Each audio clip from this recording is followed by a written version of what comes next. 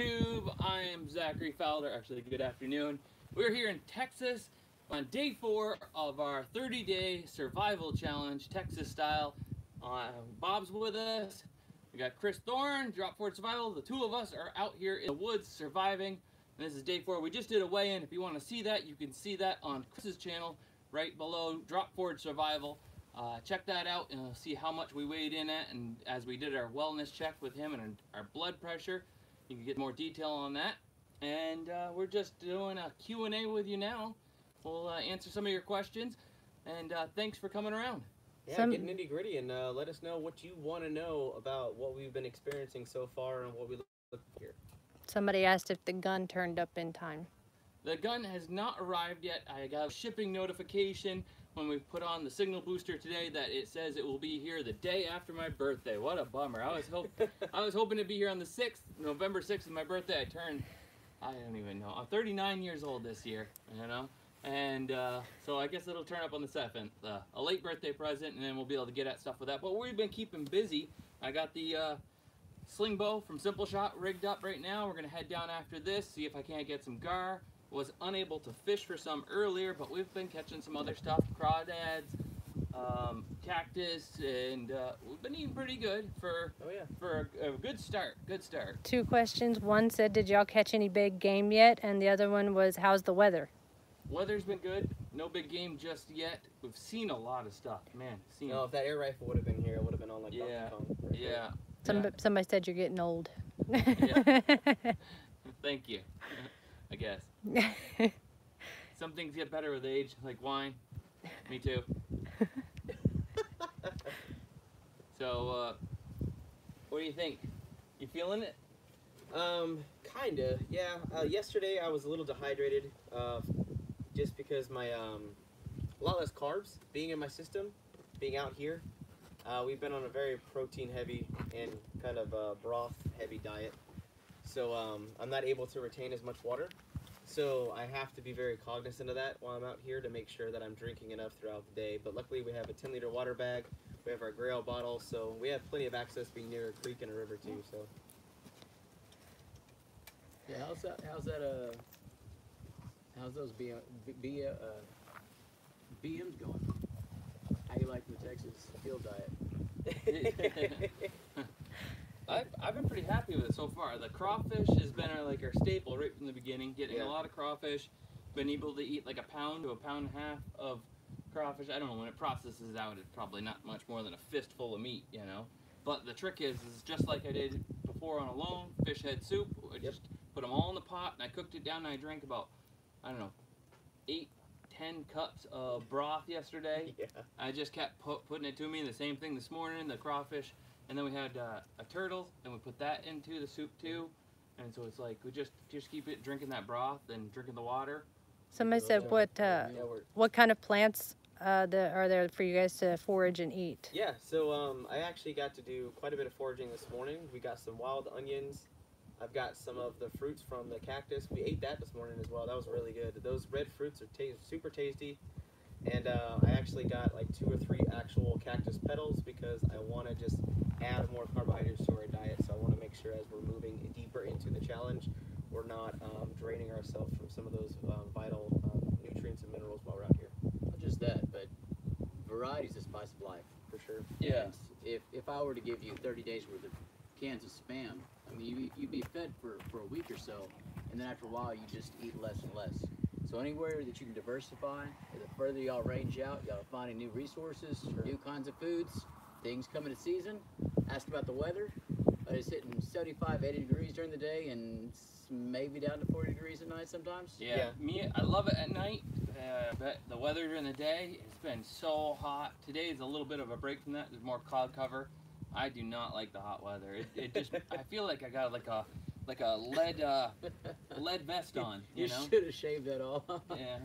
No, and the other thing y'all haven't come across yet, unless I'm mistaken, is the chili petite peppers. No, not yet. They're green right now. They're going to be turning red. Ones. Yeah, I want to try those. The green ones are the hottest. The red ones are coming out. Somebody said, are you building a shelter or just the hammocks? Nope, just the hammocks. We may try to mix it up and have fun, do a shelter build-off or something like that. But we have been building stuff. We built ourselves nice camp chairs. Hopefully we can get around to doing a live stream out there right now has just managed to make the live stream work here. So hopefully we can do one and show you in another week or so the camp out there. You get a sneak peek at that. Build a fort. Yeah, Somebody said build a fort. For those of we us, would love to do bigger building projects, but what something I'm noticing, and Zach can chime in on it more too, is our day's pretty full.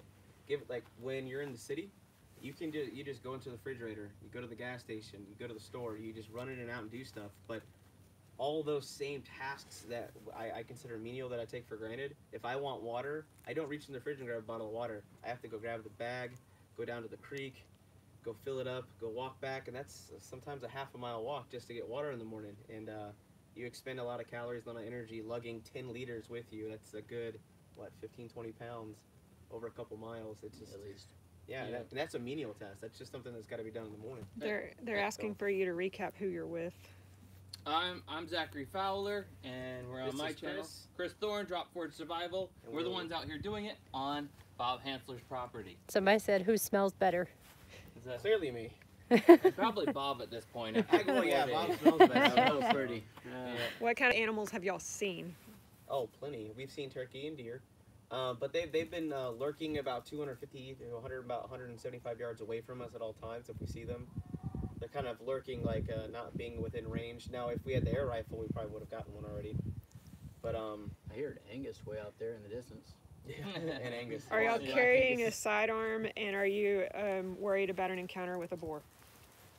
Not really worried about an encounter with anything so much as tripping over a rattlesnake.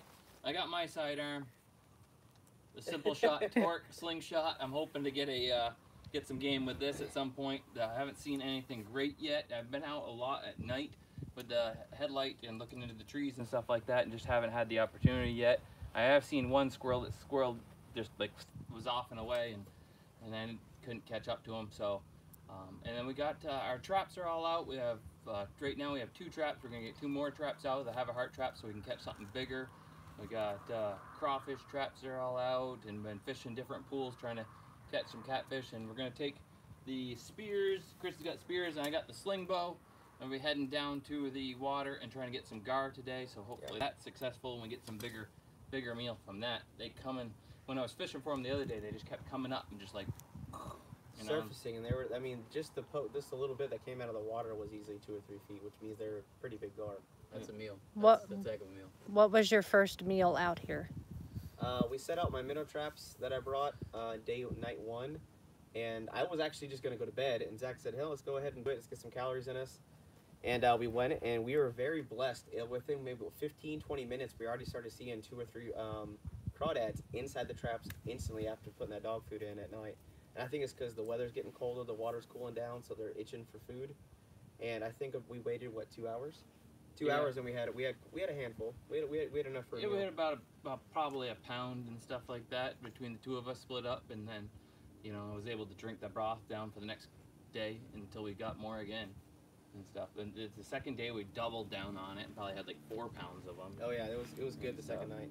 Yeah, That's good. That's not bad at all. no, we went to, and then also we're eating the wild pecans. Yeah. And we got the tuna, which are, if you get the nice red ones from the tops of the cactus, and you cut them, peel them back, man, those things are like, they're like half raspberry, half pear, half just awesome. They're so good. Yeah, there's a trick that I learned. Once we get some more fruits, I'm gonna show Zach. He might have already done it and not told me. But I learned this trick. You cut off the both sides, and when you slit it down and you peel it around, I actually just split the fruit open and leave it whole. And I just take my thumbs and push out the seeds, and I got one big, huge, gobbing handful of fruit that I can jump in and give a nice, juicy mouthful instead of kind of picking at it. Nice. I've been eating the seeds, and which Bob was telling, if we eat too many seeds, you could get backed up because your system doesn't break them down. So that's a little bit of a concern. I was like, nothing like getting backed up when you're out in the woods. So hopefully we can get that figured out. and stuff. Everything in moderation. Yeah. What do One of you? the things when y'all are out here, y'all might actually even cook down some of those pears just to, it makes it easier to digest. You can make a syrup, preserves, kind of thing like those. Yeah. So, options. What are you looking forward to eating the most? Catfish is my favorite Catfish, wild there you go. food catch. but especially, you know, getting something bigger, you know, a boar or a deer. Well, yeah, right now. And stuff like that. That'll just be awesome. That would be epic. Do you plan on smoking any fish? Yeah, definitely. If we get some fish, I'll be smoking it just because that's the best way to season it if you don't have anything else. But we do have, we're not bringing any food with us, but we have brought seasonings. So I brought the Wadobo, and he's got... I've got the Chupacabra seasoning. It's a local Texas favorite kind of down here in South Texas. It's really, really, really good. It's got it just makes everything just that much more palatable. Yeah. Which I've banned from my diet because I looked on the back and the ingredients has sugar and brown sugar as part of it, and I'm trying not to do sugar. How are you guys cooking the crawdads? Boiling them right in the pot. Yep, just like lobster, toss them in a pot, and boil them right up, and then they're good to go. You break them, boom. You can't really get much out of the claws. Even the biggest ones, like, it's so much work, but you break them, pop off the 2 parts of the tail, and then just boom, pop it out, and you got a little sliver of meat the size of the bigger ones the size of your pinky, the smaller ones half the size of your Kind of pinky. like a popcorn shrimp without the breading, realistically. Yeah, those are the red swamp crawfish that y'all are probably taking. Yeah. Different species. A lot of folks will say, oh, you can get that claw meat. Red swamps don't have very much in there, but with you boiling down what's left over, and you're getting every bit of it out of there. What Yeah, kind of- I crack and break up all the shells, and I crack and break up the claws, and then bring it to a boil, and then let it sit overnight, the first night after we eat that whole pot, and just let it simmer down, and the next morning it's like this rich broth. Crawdad Like, stock. yeah, Yeah. two pots of that crawdad stock before I head out for the day. He's like hesitant to get into it. He's like, it's so... I've done it twice. It's It's an acquired taste. yeah, it can be, but I've made sure that I do it at least once a day, only to make sure I replenish my electrolytes, like the salts and everything that I need.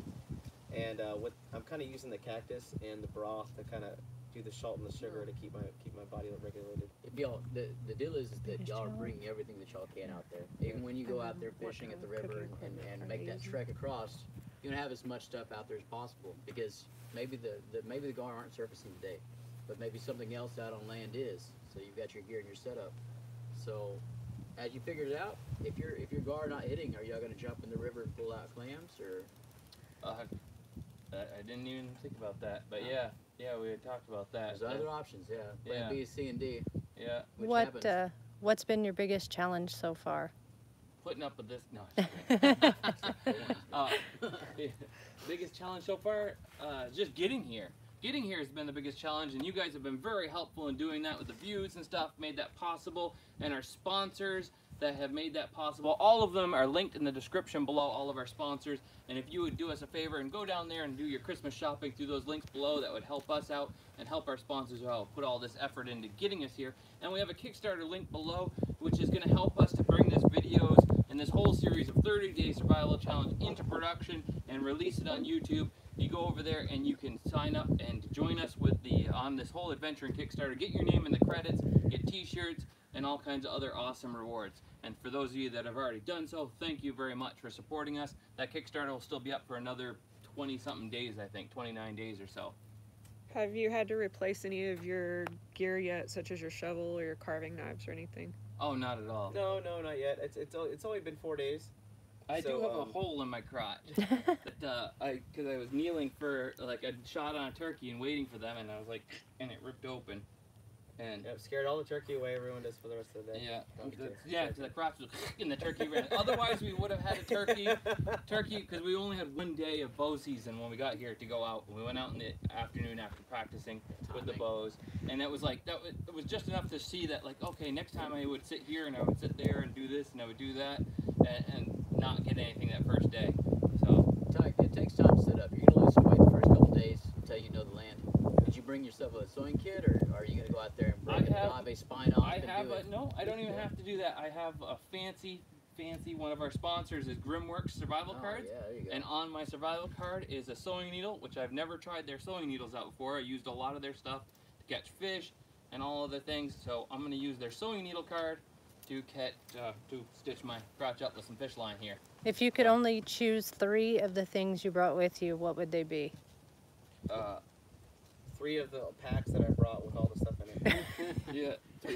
Yeah, another genie. Right now. That's a hard one, because it's like, you know, there's certain things that you really need. There's certain, yeah. I mean, I will say this though. I've been using, even though this is not a sponsored piece of gear, I've been using my multi-tool like crazy. This has been an extremely useful tool for fixing the fish hooks when they bend, and trying to fix the minnow traps if, you know, there's just a little too much weight. I mean, they're kind of invaluable. I didn't realize how just insanely useful the multi-tool was out here in the field. But it's kind of indispensable in my opinion. Always. Is technology allowed to be used during the challenge? Are you using your phones? Well, I'm using my phone as a camera, so yes. Yeah. And we do have solar generators, batteries and stuff, because we have to keep everything powered and on while we're out here. Obviously, we don't have access to just, you know, plug it into the wall kind of thing, so we have to use, thankfully in South Texas we have a lot of sun power. Happy birthday, Zach, early. Thanks, guys. Somebody said, are you going to roast a turkey for Thanksgiving? I hope so. I hope so. Oh, we'll probably be roasting one before Thanksgiving for sure. As soon as I get that air rifle shows up there on the 7th, I'm gonna... It's Turkey Day. Yeah, it's Turkey Day for sure. What type of cooking equipment did you guys bring?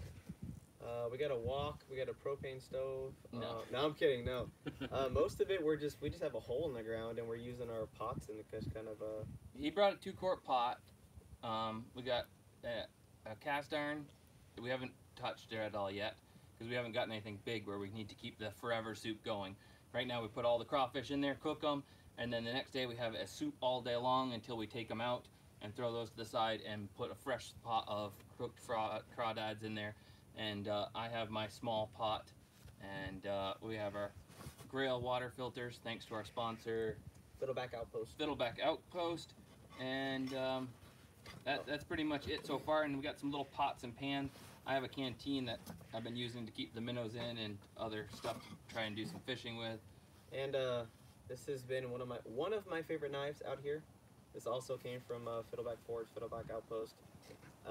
Especially when I'm trying to take down the cactus pads, take my tongs, kind of cut them off, and it keeps me at arm's length so those hateful little spines and glockets don't rip my hands apart. Even though, no matter how hard I try, I end up with like 5 of them in my hand a day.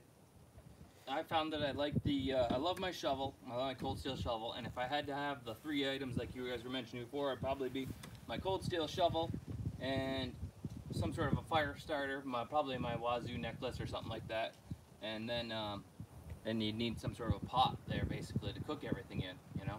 And we're going to do a video later on a primitive catch and cook for crawfish. I'm going to make some primitive traps to catch the crawfish. That'll be fun, and maybe even cook them inside of a cactus pad. Hot pocket crawfish, hot pockets. It'll be fun. And so it's like picking 3 items is a hard thing. But I have found, as much as I like my shovel and everything, for Texas and with all the thorns I've been bushwhacking, that Fiddleback Forge machete. That what do I have? You have the 12-inch one. It's so nice. If you had to take 10 items like on a loan, would Bob Hansler be one of them? As long as he fits in my suitcase. Do I get items? Does he come? Is he a food ration or is he a helpful? I don't know. Not much meat on this. I mean, it's quality. Are you running into any rattlesnakes yet?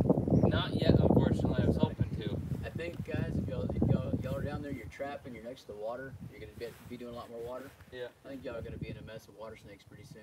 Yeah. And one way or another, they're going to be eating snake. Yeah. Oh yeah. How do the water snakes?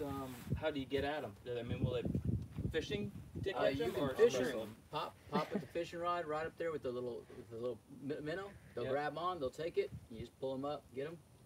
Those guys will bite you. They're made to eat amphibians and fish, so they're super sharp. Yeah. So they'll make you bleed. Yeah. So get them down fast. But if you're sitting there, you're real quiet. Most people never get to see them. But every 15-20 minutes, they'll pass you by on the river and down by the creek. They're always there. So and they're not afraid of you. Yeah. At all. So that and y'all's traps. Your traps will actually catch those water snakes. Just have them a little bit out of the water, just a little bit in the water, put those minnows in there, and some days you'll come back with 5 or 6 of those snakes in one trap. That's good eating. I'm not worried. I think I would whatever. I would make that investment trade. A couple minnows for a couple water snakes. Oh, that they yeah. have Oh, for sure. all day long. Are y'all missing your families, and are they okay with you guys being out here and not at home for Thanksgiving? Yeah, my wife is furious that I'm out here. She has no idea where I am. Actually, yeah, my family. I miss my family a lot, and they were very encouraging on the process before I got here. Yeah. They're watching. Yeah. I miss my girls.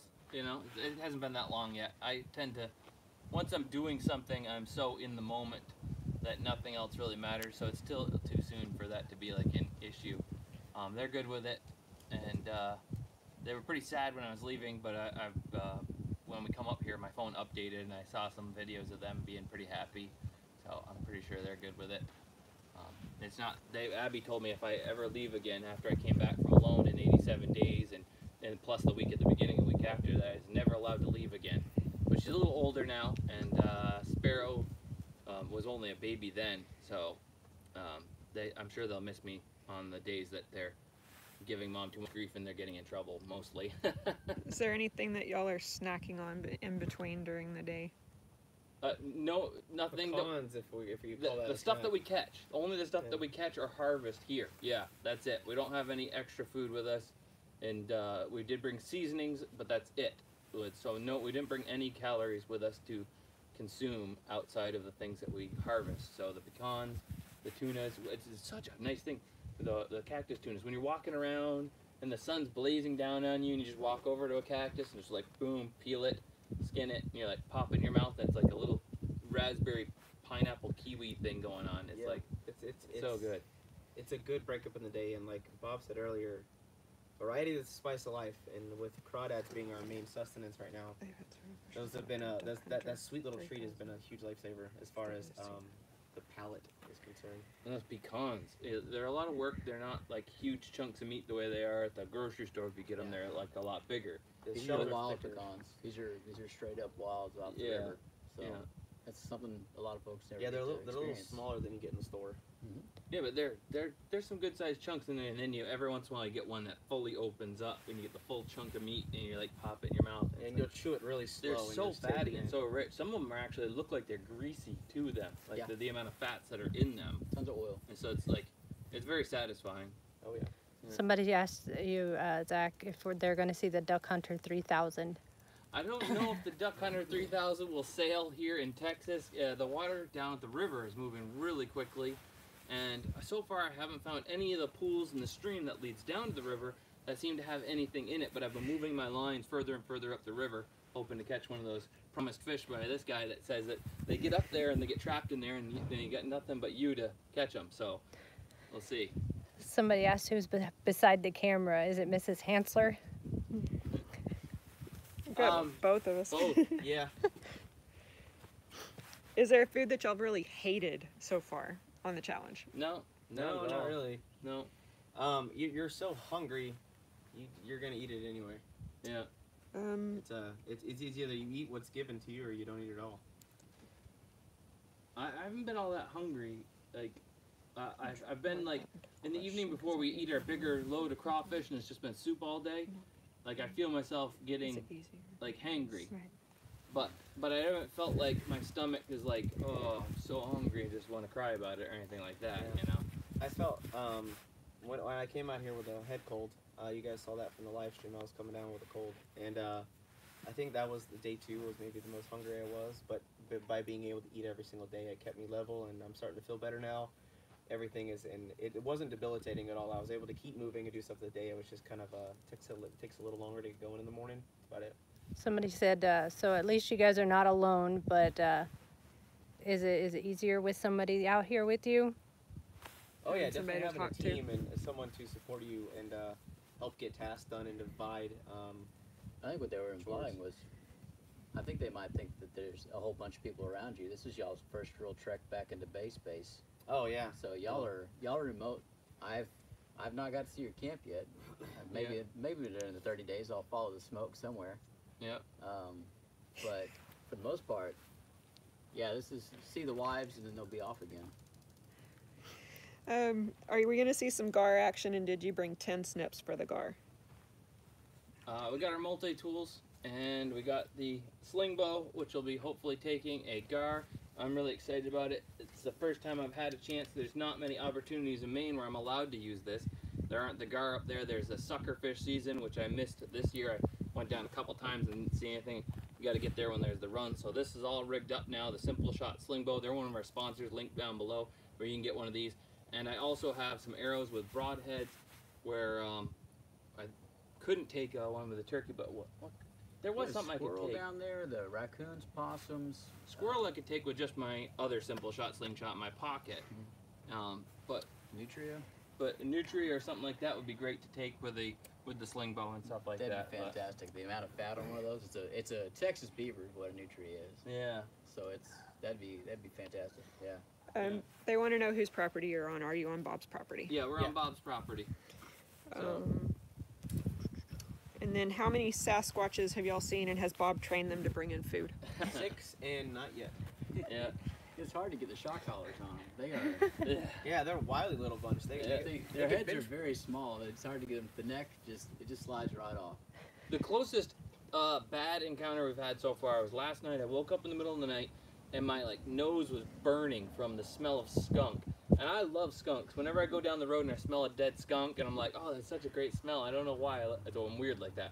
But this was so strong, and I realized because it was going to rain, I had piled some brush underneath of my shelter for firewood, some firewood and stuff, and then I put the dog food bag that we've been using, the dog food, to bait the crawdad, and I'm picturing to myself, he's going to come over, he's going to sniff at the dog food, and I'm going to go, hey, skunk, try to get him to go away, and he's going to just drench me and my whole hammock. So, I got to find a better place for that. It's been hanging on a tree off to the side, but when the rain was coming, I didn't want to get soaked and ruin all that dog food. That's been catching us like a pound to 2 pounds of crawfish a day, so that was a close one. And I just went, hey skunk, and my eyes started watering, and I don't know where he was, but he didn't come into the camp, and he went away, and I fell back to sleep. So We have a lot of skunk out here. yeah, They do quite well. I can't believe how much he smelled. I've had skunk in my backyard so many times, and They smell differently different places. yeah, I mean these ones. I mean if they're all strong like that, I don't know how. Oh, I can't imagine skinning one of those guys out or even eating them. That was just so strong. What's been your best blade to use so far in the challenge? Fixed blade, folding, or multi-tool? Ooh, that's a good question. I've been using the KC knives here. It's That's the Skinner. the Elmax Skinner. Yeah, it's made from Elmax steel. That's the Okay. skinning blade. It's the high flat iron one for Yeah. gutting out animals. and It's stuff. he sent me 2, all in Fowler orange there on the handle, custom made, and I've been liking that as well as the Fiddleback Forge machete there, the 12-inch one. He's got the 16. I like the 12 for chopping stuff, and I've used this for doing up a turtle. This is a great knife. It feels good in the hand. I don't usually carry a sheath knife at home. I carry a small folding knife and my Swiss Army knife, and I love this thing. Yeah, my favorite small companion knife is the companion knife version of that one. It's mine's a black and green handle, the same exact knife. It's a little bit smidge thicker, and the machete's been really helpful for bushwhacking with all the thorns and all the branches out here, getting all of the crap out of our way so we can trailblaze and get through the thick brush a little more easily day to day. But today, the one I'm trying out right now is the camp knife from Fiddleback Outpost / Fiddleback Forge. It's made of A2 tool steel, 6.5-inch long blade, 5/32 thick, multi-layered burlap micarta, but the handle feel is really good. I've only used it once to get a few small menial tasks done, but hopefully I'll get a lot more work out of it in the next day or so. You see that? Look at that thing. Look at the the forging marks and stuff on it. It's beautiful. Look at it's like the whole Crocodile Dundee. Oh yeah, I like that's that. not a knife. Yeah, I like the texturing to the handle. It's like It's smooth but still grippy. I think I want to Scotch-Brite the handle to this one. It's all shiny and it's nice, but I like the Scotch-Brite look, the whatever burnished look. Would you be willing to do more challenges after this in other countries, or to help teach and do small training days for other people for survival? I don't think I'll ever do training days and stuff like classes and things like that. My whole thing is I want to be a filmmaker and continue with this YouTube thing. So I'm thinking I might try to do 2 of these a year or something like that. We've already having so much fun here, and I've already been thinking about, as we were setting this up, doing another one maybe with Greg from Alone, that season 3 that was on there with me. He was so much fun hanging out before the show and stuff like that when we were sent out there. I think we'd have a great time, and he's been down in Australia and areas like that, and I was like, hey, do you know a good spot down there we can go and do this in? So I might do one like 7 months from now after this one's over. What about you? You gonna do it again? Yeah, I'll definitely do it again. I want to do a different climate, obviously. Dude, come to Maine. Yeah. Make you do it in the cold. We can do a cold weather one, for sure. Are y'all guys using natural tinder, or are you bringing in gear and stuff to use for starting your fires, and is everything you're doing survival? What do you mean everything? Is everything we're doing survival? Of course it is. I think they're talking about like gear stuff. Are you? A lot of people think of survival as like you got your knife and your fire steel and you're going out there and you're boiling rocks for dinner and all that stuff. And but we have a whole bunch of sponsors that made it possible for us to be here and to be able to bring this to you as a production. So we've been mentioning some of their stuff. You know, Hidden Woodsman backpack. You know, all nice haversacks, all of that stuff. All of those sponsors are linked below in the description where you can shop them and support us by shopping their links and to give them some love at Christmas time and get the best of best gears. The reason we asked them to be our sponsors is because they're awesome.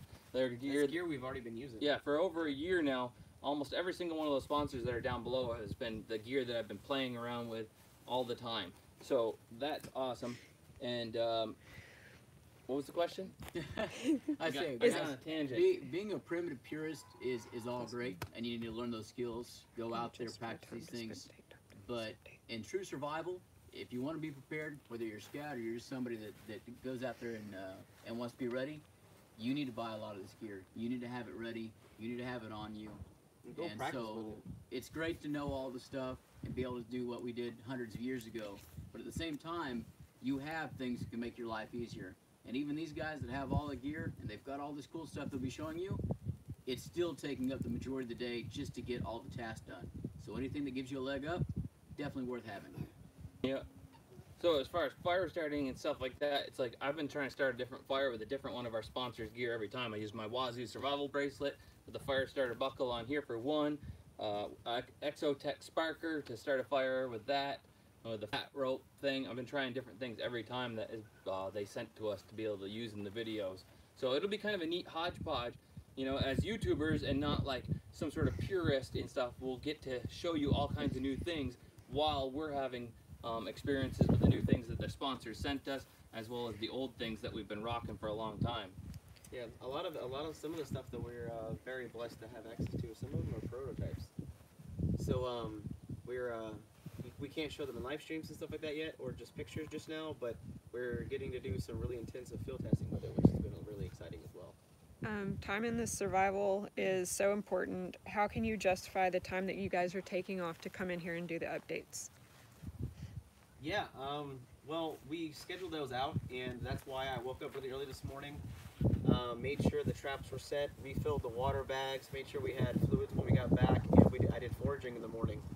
So, I mean, I went ahead and made sure we had stuff ready to go before we even started this. Otherwise, yes, this would be a complete waste of time without actually planning ahead. No, we got our chores done. You know, like I went down the other direction and made sure the crawfish traps and everything were all reset and all good to go, and rebaited the catfish lines I had set out, and and I checked the have a heart trap, and that had gone off, and I reset that and set the trigger so it wasn't so sensitive and it didn't just get bumped and turned off. You know, so we're moving forward every day. It's a consistent, persistent effort. If we don't catch something, reset it, move it, whatever you got to do to get that food. And something we noticed is kind of once you settle in, the longer you're out here, you just kind of get into a rhythm. As far as your day-to-day tasks, things that have to get done no matter what, you kind of just wake up and just flow right into it instead of thinking, what do I need to do? You kind of just already know what to get done, and you just take care of business. Okay, the other answer is that it's still really early in the challenge. Yeah. I know once you really hit a critical moment, if they don't get the big game here in the next few days, if they're forced to eat crawdads and they're not having it, and a lot of it comes down to luck sometimes. Yeah. But an hour like this, would you take out an hour or two to do this live stream, or would you be on the banks with a fishing pole or a rod or a line, just hoping for a fish? And yeah, it's definitely taking them time because they had to trek in here, they had to get onto this point, and they've got 1.5 miles to the river with gear on, and the sun's going down. So time's ticking. If we want to document this, if they want to have a show to show you guys, they've got to take this time, and it's just going to be a few more pounds off of them by the end of the challenge. But they're willing to take on that. Yeah, not to mention all the pounds and extra calories you're burning trying to film it all at the same time. You know, to make it as epic as possible for YouTube, to put the camera down, walk past it, set it up. When we get down to the waterfront, pull the trap out, show all the crawfish we caught. You know, show the, you know, everything we're doing takes a lot of work, and it would be a lot easier just not to do any of that stuff. But then we couldn't bring it to you, and you couldn't see the adventure. One last question. How long before the 30-day challenge did you guys start preparing for it? About 30 days. I got the idea to do this 30-day survival challenge back in July. Someone that I met from PrepperCon gave me the idea to go, someone on YouTube needs to do that. And I was like, that'd be a really good idea. And then I realized my 5-year anniversary was here in November. I pitched it to him in August. And then Bob's been very, very gracious and kind of let me acclimate to the outdoor and doing little mini excursions for 5 or 6 days at a time over the past 60 days to get my kind of stomach and palate acclimated to the surroundings out here with all the catch and cooks we've been doing. So for me, this has kind of been 6 months in the making. But for Zach, he's basically the McFowler, so he can kind of just go and do what he's got to do anytime he wants. Yep, and be sure to check out his channel, Drop Forage Survival, so that you can see our live stream we did before this one, where we did our medical check and weigh-in, so you can see how much we weigh now, get an idea of how much we've already lost in the first 4 days. We tell you all about that there. You can check that out. And also down linked in the description, like I said before, is all of our sponsors, where you can shop there and support us by doing so, and support our sponsors who made it capable for us to be here. And there's a link for the Kickstarter if you'd like to be joining us on this adventure. Get your name in the what do you call that? Credits at the end of all the videos, as well as t-shirts for the adventure and stuff like that. We got a cool one that we designed with a Sasquatch, and it says 30-day survival challenge. That's cute.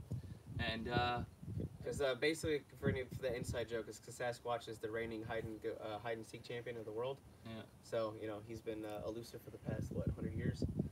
So, but there's also a few awesome rewards we're going to be doing. We're going to be making slingshots and spoons and things like that out here, and we're going to be making a certain number of them. And if you want to be able to own one of those, you definitely have to support us on the Kickstarter so we can mail you out one of those too. I guess that's it for now. We got to get out there and get some fishing, get some more calories squirreled away for tonight and onward, so we can keep this thing going. Thanks for watching. I'll see you guys next time. Fowler out.